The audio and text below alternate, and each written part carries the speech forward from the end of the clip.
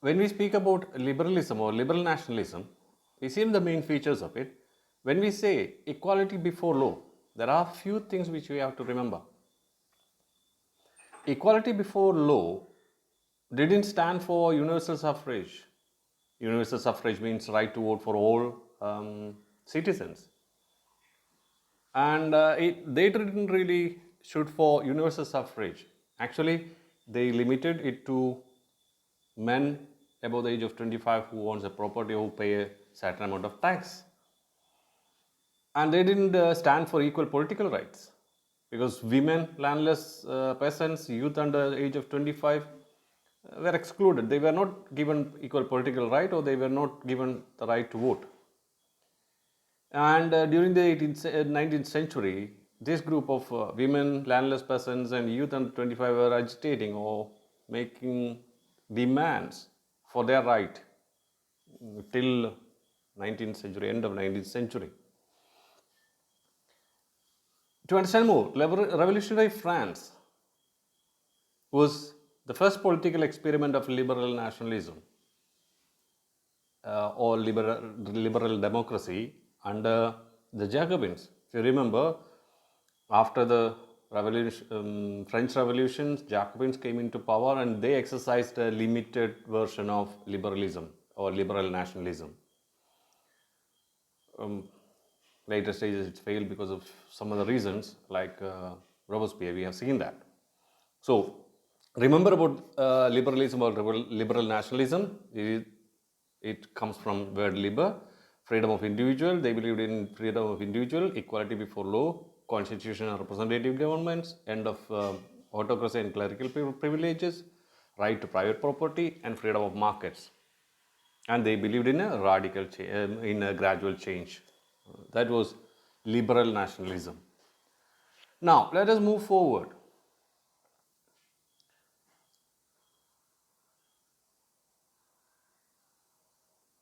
Now, there was another development during this period. Remember, under Napoleon, um, Germany was a confederation of 39 states with different currency, weights, and measures. Napoleon conquered much part of towards the north of Europe. And this area, let us say part of Prussia and so on, he confiscated. And the 39 small states made up this German state or German kingdom. As I explained before about Habsburg Empire or Hungarian monarchy, this was also a division of so many states with different languages and currencies. It is said there were something like 30 currencies in the 39 states. So what happened? These such conditions were against economic exchange and growth. This point we have explained before as well. When there is so many different rules, weight and measures, currencies, languages, it is difficult to trade between because 1 kilo here may not be 1 kilo in another state and the price may be different. So many complications for trade. So this, what we are explaining now, is an economic movement which happened in 1834. Zollverein. It was a customs union. It's an economic union or customs union. In Prussia, they made a customs union in 1834, a union of some states economically to make the conditions of trade better. And most of the German states joined with them. So if you can see that in the map, how much area, how many regions, how many states joined together, and the area marked with the picture was the customs union of 1834, Zollverein. Remember this name. This is also asked as a short answer question. Zollverein. It was started in Prussia, and most of the German states joined to it. What did it achieve? they decided to abolish tariff barriers. There were different customs tariffs in each region. They decided that we will not have such different tariffs in different places. There will be one tariff. So they abolished tariff barriers. Then they reduced the currencies. I said there were 30 currencies in that country, in that region. So they reduced it to two currencies. They accepted, okay, across this region we will have only two currencies, one and two, that is it. So it made the trade easier. Rail networks. They established some rail networks between this region to move goods and capital from one place to the other. Again, it is another way to improve their business. And they established unified weights and measures. This was another major hindrance for inter-region trade. This actually was a form of economic nationalism, isn't it? We said nationalism is a unity of like-minded people. So these regions together, they decided to improve the business. These are the things to do, and they made a customs union in 1834. It is known as Zollverein. So if short answer question is asked about Zollverein, you have to remember it started in Prussia. Majority of German states joined them,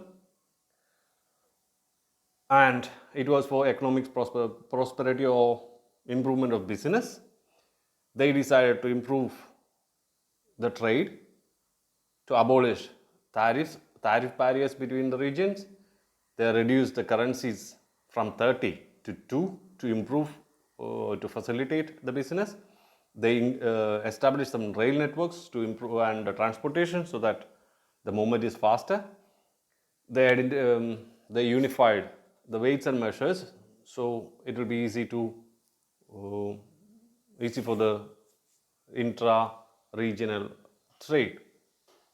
So this customs union of Zollverein in 1834 is important. Remember it. And it was a kind of customs union, economic nationalism. Now we are moving forward to the next political social group or political system which came after 1815. Do you remember the importance of 1815? What happened in 1815? Yep, Napoleon lost the war in Waterloo. That was 1815.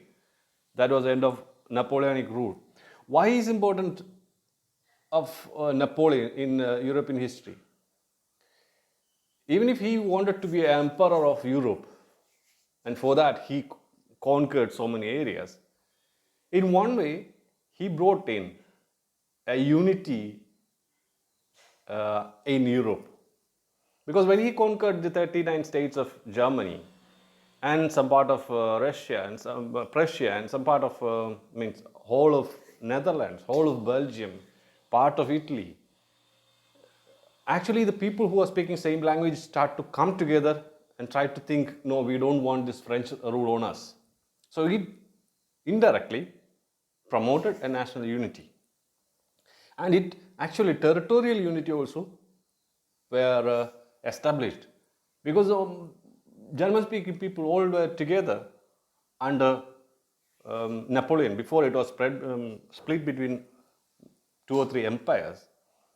Now when Napoleon conquered it, it all came under Napoleon, and it made the territorial unity of many of these nation states what we see now.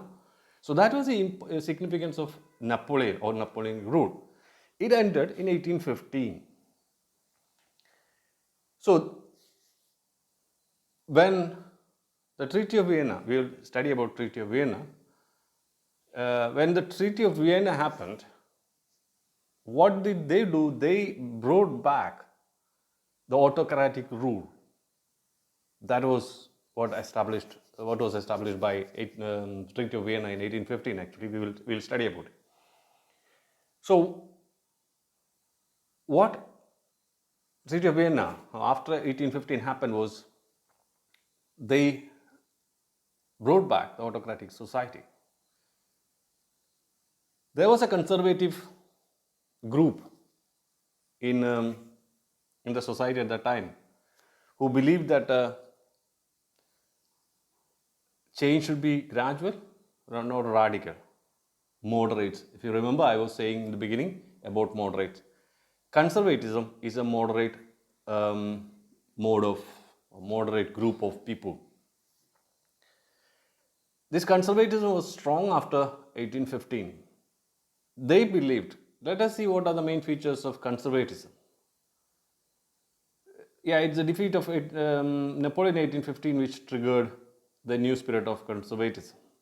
And they believed in preservation of established traditional institutions in a society, which should be, we can say, which is monarchy, the church, the social hierarchies, property and the family, the property laws and the family ties, etc.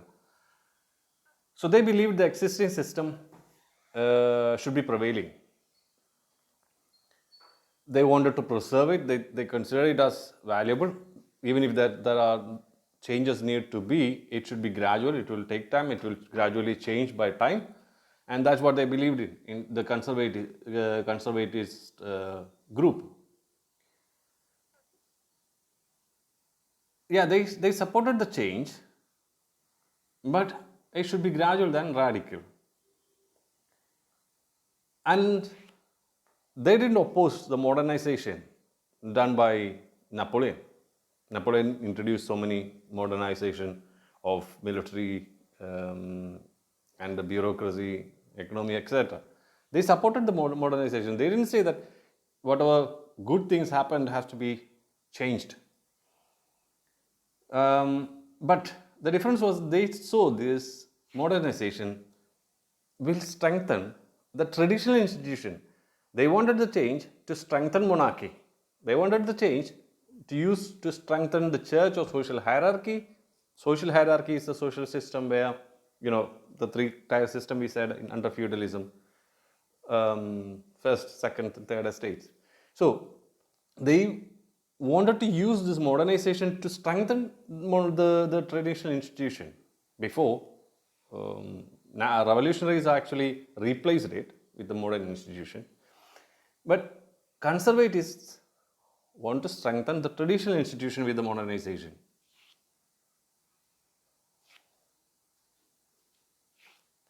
They saw the modern army and efficient bureaucracy, a dynamic economy, which trades are improving and business is booming, and abolition of feudalism and serfdom. It will strengthen the monarchy, because even if there is no feudalism, even if I said that they would believe in strengthening social hierarchy. Social hierarchy doesn't exactly mean, not necessarily mean feudalism, but the position of people according to their grade in the society. That is a social hierarchy. Who is in the top, who is next. Even if feudalism was abolished, still there was rich and poor and the middle class. So that hierarchy was there.